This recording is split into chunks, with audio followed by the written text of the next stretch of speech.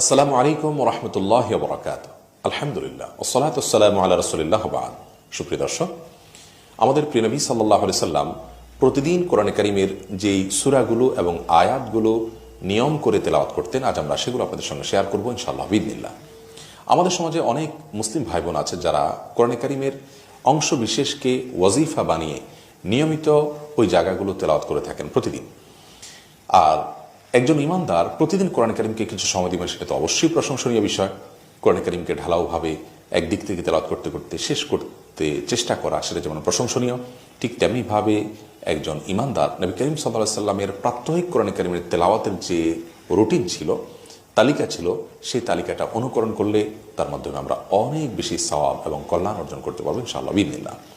নবী করিম সাল্লাল্লাহু আলাইহি সাল্লামের কোরআন তেলাওয়াতের জন্য সবচেয়ে পছন্দনীয় সময় ছিল রমাদান মাস। রমাদান মাসে তিনি কোরআনকে সবচেয়ে বেশি সময় দিতেন। এ মাসে জিবরিল আলাইহিস সালামের সাথে তিনি কোরআন শোনাশুনি করতেন, তিনি তেলাওয়াত করতেন, জিবরিল শুনতেন, জিবরিল তেলাওয়াত করতেন, তিনি শুনতেন। এছাড়া কোরআন তেলাওয়াতের জন্য নবী করিম সাল্লাল্লাহু আলাইহি সাল্লামের অত্যন্ত পছন্দের একটি সময় ছিল ভোর রাতে তাহাজ্জুদের সময়। তাহাজ্জুদের নামাজের মধ্যে তিনি কোরআন তেলাওয়াত করতে অনেক বেশি পছন্দ করতেন, যার কারণে কোনো কোনো বর্ণনায় আমরা জানতে পারি নবী করিম সাল্লাল্লাহু আলাইহি সাল্লাম তাহাজ্জুদের প্রথম রাকাতে শুধুমাত্র সূরা বাকারা, সূরা আলে ইমরান, সূরা নিসা, তিনটি কোরআন কারীমের সর্ববৃহৎ সূরা তেলাওয়াত করেছেন। প্রায় 6 পারা বিশিষ্ট এই তিনটি সূরা, 60 পৃষ্ঠা বিশিষ্ট, প্রায় এত দীর্ঘ আয়তনের কোরআন কারীমের তেলাওয়াত তিনি শুধুমাত্র এক রাকাতে যদি করে থাকেন, তাহলে 2 রাকাত মিলিয়ে 7-8 পড়াও যদি হয়, তাহলে কত বেশি সময় তিনি তাহাজ্জুদে কোরআনকে সময় দিতেন। এজন্য তাহাজ্জুদের সালাতের জন্য যখন তিনি তেলাওয়াত শুরু করতেন, তার পা মোবারক ফুলে যেত। নবী করিম সাল্লাল্লাহু আলাইহি সাল্লাম এছাড়াও দিন এবং রাতে সব মিলিয়ে 4টি সময় কোরআনকে সবচেয়ে বেশি সময় দিতেন, কোরআন তেলাওয়াত করতেন। কোরআনের বিশেষ বিশেষ সূরাগুলোকে 4 সময়ে তিনি নিয়ম করে তেলাওয়াত করতেন। তার প্রথমটি হলো সকাল সন্ধ্যা, আর অপরটি হলো 5 ওয়াক্ত সালাতের পর, আর তৃতীয়টি হলো ঘুমোতে যাওয়ার আগে সবচেয়ে বেশি সময় নিয়ে তেলাওয়াত করতেন এই সময়টাতে, এবং চতুর্থটি হলো ভোর রাতে ঘুম থেকে ওঠার পর।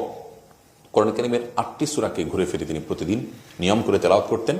সে 8টি সূরার প্রথমটি হলো সূরা ইখলাস, দ্বিতীয়টি হলো সূরা ফালাক, তৃতীয়টি হলো সূরা নাস, অর্থাৎ কোরআনের শেষ 3টি সূরা, এবং সূরা কাফিরুন 4টি, আর 5 নম্বর হলো সূরা সাজদা, এবং 6 নম্বর হলো সূরা মুলক, 7 নম্বর হলো সূরা ইসরা বা বনী ইসরাঈল, আর 8 নম্বর হলো সূরা জুমার।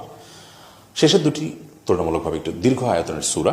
এই 8টি সূরা নিয়ম করে তিনি তেলাওয়াত করতেন। এছাড়া কোরআন কারীমের বিভিন্ন জায়গাতে খণ্ড খণ্ড যে আয়াতগুলো নিয়ম করে তেলাওয়াত করতেন, তার মধ্যে সর্বাগ্রে চলে আসে কোরআন কারীমের সূরা বাকারার আয়াতুল কুরসি।